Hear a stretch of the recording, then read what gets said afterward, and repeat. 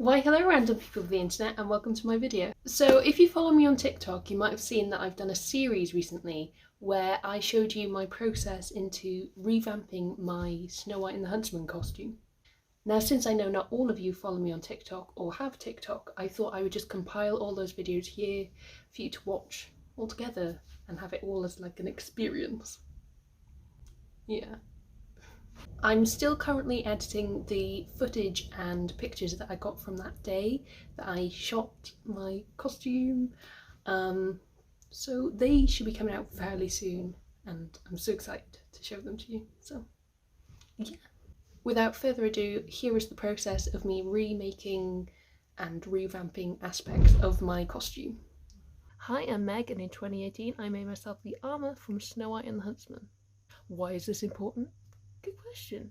I'm giving myself the task of remaking and improving on objects I already have in a week. If you want to follow me on this journey, please give me a follow and I'll be updating here. Hopefully at the end I'll have a nice beach photo shoot, so stick around. Finger guns. I'm gonna go now. Bye. Hi. If you haven't seen my last video, please go check it out. But if you're here from that video, then hello, welcome. I just wanted to show you piece by piece all the different components of the armour. Yeah, let's go.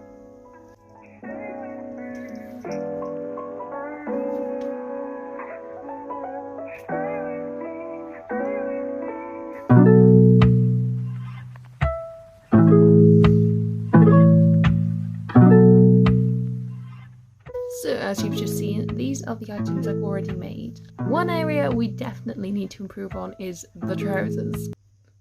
I'm super excited to start this and I can't wait to bring you all along with me because this is going to be fun. So come along. Hello and welcome back.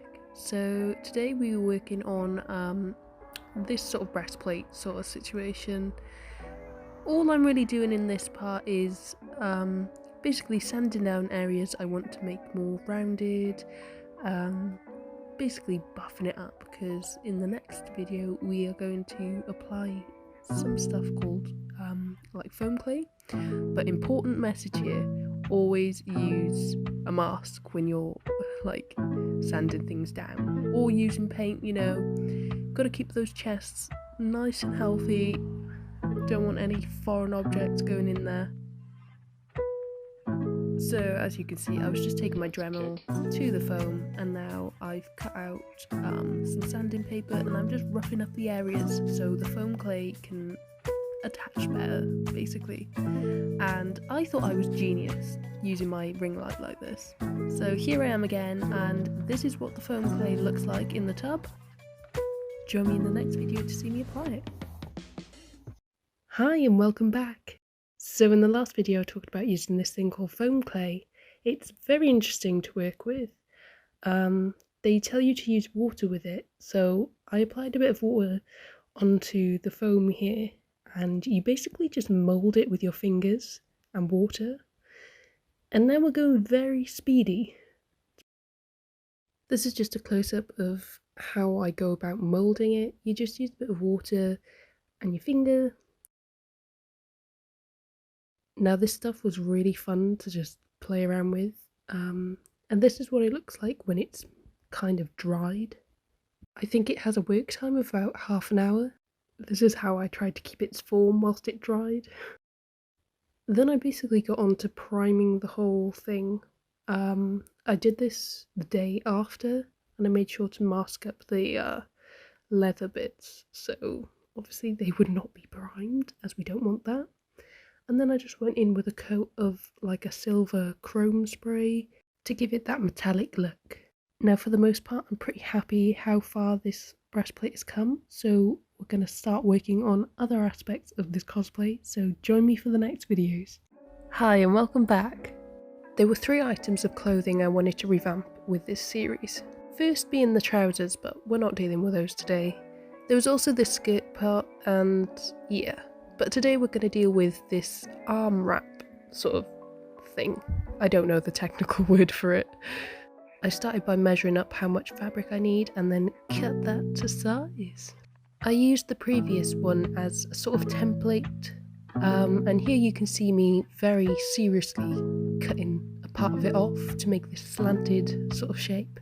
I then went in and hand sewed down the side so I could give it a rough sort of fitting, as you can see here. Kick. From here the next step was embroidery, so I then went in and basically secured the edges of these weird diamond shaped slits, and just like that we say out with the old and in with the new.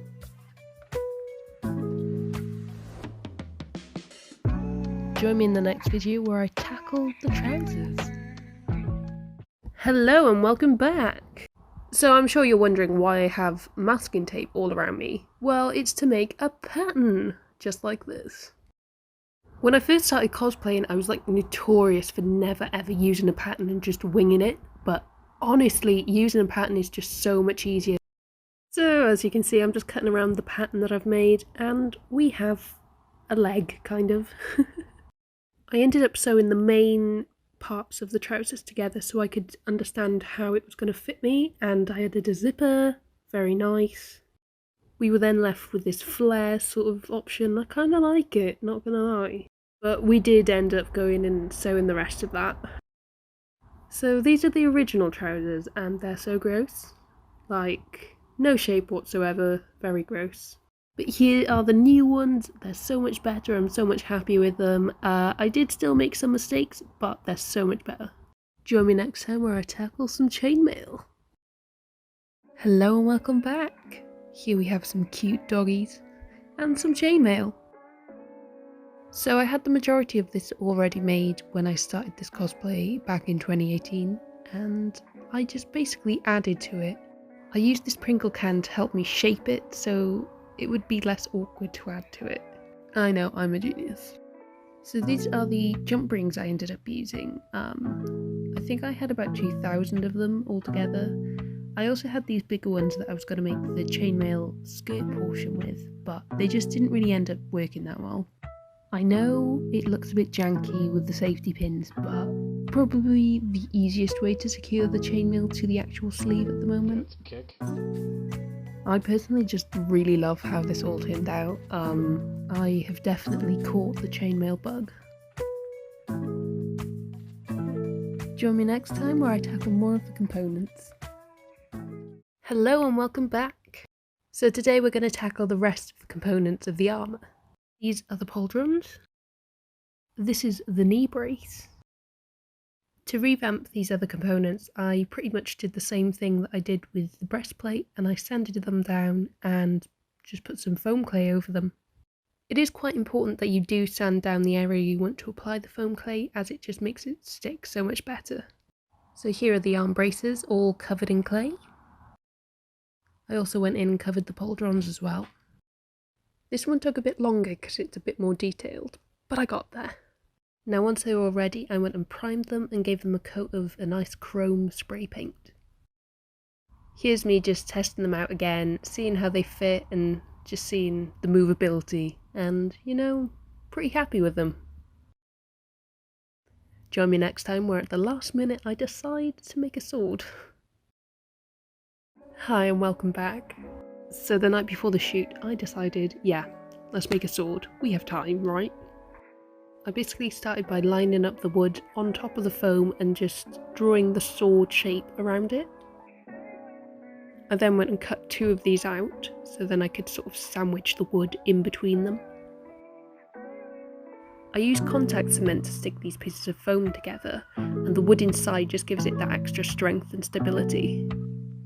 Now, just like all my other pieces, I then went in with my trusty foam clay and kind of neatened the edges up, because this was very rushed. Now, ideally I would have liked this to have been a bit more neater, but I'm really happy with the design and detail I managed to get out of it. After priming and painting this is what it ended up looking like, and yeah, I'm pretty happy with it. Obviously if I had more time to make this, it would look a lot nicer and a bit more clean, but whatever. Join me next time for the shoot. So we have just parked up and about to lug all the stuff down to the beach. It's about a 20-minute walk, maybe 30, I can't remember. So that'll be fun, taking everything down there. Also, I managed to do my makeup in the car, because we were a bit rushed for time, because I made my sword last minute, didn't I? But yeah, fun times. It was so nice when we finally got down to the beach. I had a little walk into the sea because how could you not when it's just so beautiful? I really do love the sea, it's just so nice. Only when it's warm though. Here you can see my magnificent attachment of the chainmail. And this was our little area that we set up. And then we moved up to where the castle is. I love this area so much. Now, it just wouldn't have worked if I kept the armour on to walk up here, so I had to take it off and then put it back on once we got up here. There I am handing off my rings to my boyfriend to hold. Very handy. Got to kick. There were some people up here with us, but I don't think they were really that interested in what I was doing. Unfortunately, I did injure my hand, but it's fine. And just like that, we were done! There's a little castle in the background. I was very excited, and carrying all the stuff back wasn't as fun as taking it there.